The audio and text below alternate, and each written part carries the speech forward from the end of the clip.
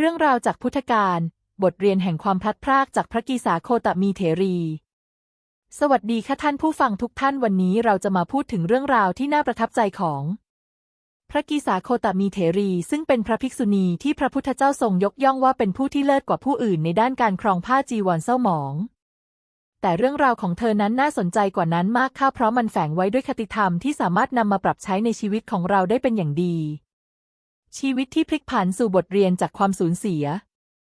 นางกีสาโคตมีเกิดในตระกูลที่ยากจนแต่ชะตาชีวิตของเธอไม่ธรรมดาเลยค่ะเพราะอยู่มาวันหนึ่งครอบครัวเศรษฐีในเมืองสาวัตถีต้องเจอกับเรื่องประหลาดเมื่อเงินทองมากมายของพวกเขากลับกลายเป็นถ่านแต่เมื่อนางได้ไปสัมผัสถ่านเหล่านั้นมันก็กลับกลายเป็นเงินทองดังเดิมอย่างน่าอัศจรรย์ด้วยเหตุนี้เศรษฐีจึงสู่ขอนางมาเป็นลูกสะใภ้ชีวิตที่เคยลำบากก็กลับกลายเป็นสุขสบายเพียงชั่วข้ามคืนทว่าความสุขนั้นอยู่กับเธอได้ไม่นานเพราะเมื่อบุตรชายของเธออายุเพียง3 ขวบเขาก็ได้เสียชีวิตลงความทุกข์จากการพลัดพรากทำให้เธอยอมรับความจริงไม่ได้เธออุ้มศพลูกน้อยไปทุกที่เพื่อหายาที่จะทำให้ลูกฟื้นขึ้นมาผู้คนมองว่าเธอบ้าแต่มีอุบาสกผู้มีปัญญาคนหนึ่งได้แนะนำให้เธอไปหาพระพุทธเจ้า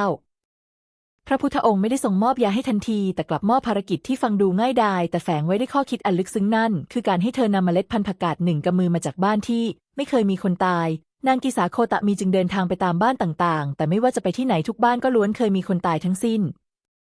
นางจึงได้ตระหนักว่าความตายนั้นเป็นของธรรมดาที่มีคู่กับสัตว์ทั้งหลายที่เกิดมาในโลกภาพนี้ทำให้เธอมองเห็นสัจธรรม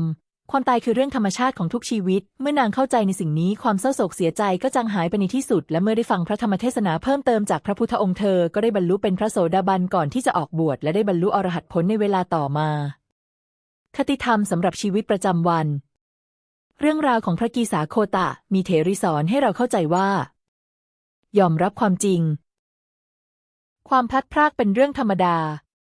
ในชีวิตเราต้องเจอการสูญเสียมากมายการยึดติดกับสิ่งที่ไม่มีวันกลับมามีแต่จะทำให้เราจมอยู่กับความทุกข์การยอมรับความจริงว่าทุกสิ่งไม่เที่ยงแท้นั้นจะช่วยให้เราก้าวข้ามความเจ็บปวดไปได้เรียนรู้จากประสบการณ์เหมือนกับนางกีสาโคตมีที่ต้องเดินไปตามหาเมล็ดผักกาดการออกไปเผชิญหน้ากับความจริงในโลกกว้างจะทำให้เราได้เรียนรู้ว่าปัญหาที่เราเจอไม่ใช่เรื่องแปลกหรือเกิดขึ้นกับเราคนเดียวแต่เป็นสิ่งที่ทุกคนต้องเคยประสบชีวิตยังมีต่อการสูญเสียไม่ได้หมายความว่าชีวิตจะสิ้นสุดลงการตระหนักรู้ในสัจธรรมจะทำให้เราสามารถเริ่มต้นชีวิตใหม่ได้อย่างมีสติและสามารถนำบทเรียนจากความทุกข์นั้นมาเป็นพลังขับเคลื่อนให้ชีวิตของเราดีขึ้นได้ในท้ายที่สุดพระกีสาโคตมีเถรีคือตัวอย่างที่ชัดเจนว่าแม้จะเจอกับความทุกข์แสนสาหัสหากเราเปิดใจเรียนรู้และยอมรับความเป็นจริงในที่สุดเราก็จะพบกับความสงบสุขที่แท้จริงได้